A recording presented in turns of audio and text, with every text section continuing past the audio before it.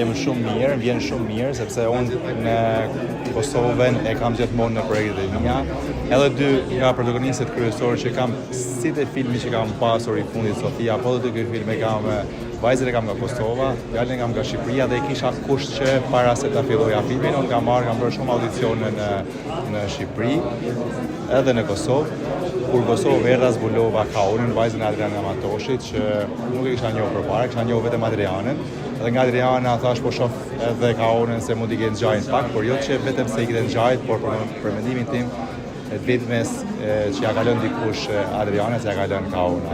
Ajo që përmend pak më shumë janë edhe vështirësitë që unë kisha për shkuar në Meksik, sepse Kauna ishte pasaportë shqiptar me pasaportë të Kosovës dhe gjatë procesit fillit marrë vesh që Meksika nuk e njihte fare Kosovën si shtet dhe kam hyrë gati ilegalisht me Kaunën në Meksik, por e gjithë kjo i shërbej kontekstit filmit, sepse filmi dukej shumë real, edhe aktorët e përjetuan siç e kanë përjetuar personazhet e vërtet nga të cilët u janë frymëzuar.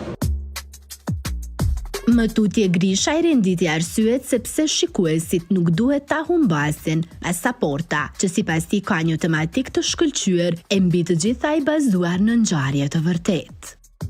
Ky film, kur shkojnë njerëzit ta shikojnë shqiptarët e Shqipërisë dhe Kosovës, kanë për ta gjetur veten aty mbrenda, se nuk ka shqiptar që nuk ka një lidhje me emigracionin, por jo vetëm kaq, ky film tregon një romancë të jashtëzakonshme dashurie mes dy njerëzve që nisen për të larguar nga Shqipëria, pa njohur njëri tjetrin përpara, por gjatë udhimit këta mirë që njohin njëri tjetrin, por vjen në dashuri dhe atëherë kur ne mendojmë se kemi kuptuar filmin, ndryshojnë aq shumë gjëra nga fundi.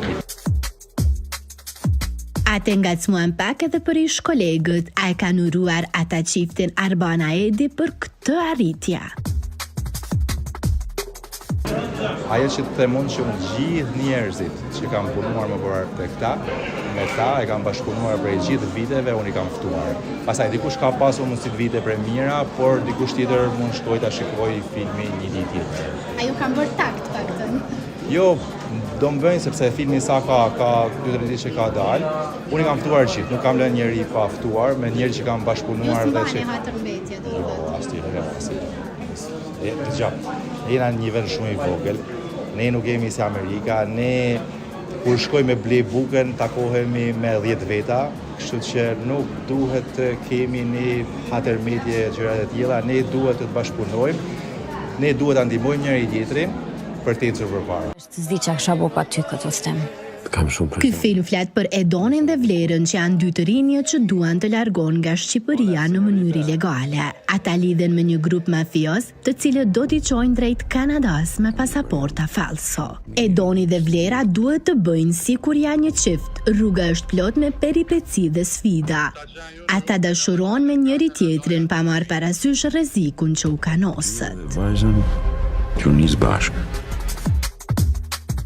E sigurisht në këtë premier nuk mungon Edoni famshëm, emri i vërtetit të cilit është Indri Shiroka, apo i kënaqet syrja e tij me produktin final. Më kënaqet shumë kur mendoj sa vështirë ka qenë sa rënd ka qenë puna, domethënë sepse kena punuar shumë rënd, shumë fort. Nuk jam tu anku për punën tonë si aktor, se puna jonë si aktor nuk duhet për tu anku.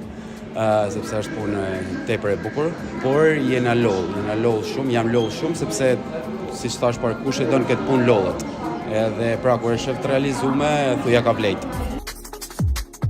Indri pranon se gjatë xhirimeve pati edhe ca vështirësi që sigurisht u sfidua pak edhe me gjuhën shqipe, duke e ditur që prej kohësh jeton në Itali. Ka unen kuptimi.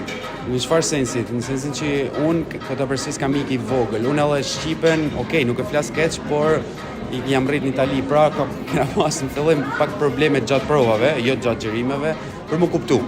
Unë për me kuptu ka unë, jo ka unë me kuptu mu, se kina slang, është thjesht punë slang, të ndryshëm, por vështirësia më madhe ka qenë vështirësia ambientale gjatë gjithë xhirimeve, sepse ka qenë aventurë siç e dini, kena xhiruar pak në Itali, pak në Meksik, andaj në për aviona, në për këto. Ajo pjesë ka qenë shumë stresueshme. Ai më tutje thot se Prishtina priti shumë ngrohtë e bile zbulon se është hera e parë për të që vjen në kryeqytetin e Kosovës. atmosfera e mrekullueshme. Unë kujtohen fjalët e një mikut tem, sepse I thash do ikin Kosovë për herë të parë, se unë s'kam kanë kur Kosovë. Edhe gjaja e parë që më tha, Nigella, di si është puna e Kosovës, tha, okej, është qytet I bukur, është qytet shumë nice, por nuk është ajo, po është vibes, është good vibes. Okej, unë në fakt e konfirmoj, më thanë, është good vibes. Indri dhe Edoni, çka kanë të përbashkët?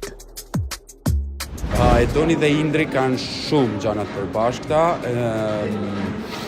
janë emigrantë të dy, janë djemë të mirë, që nuk merren me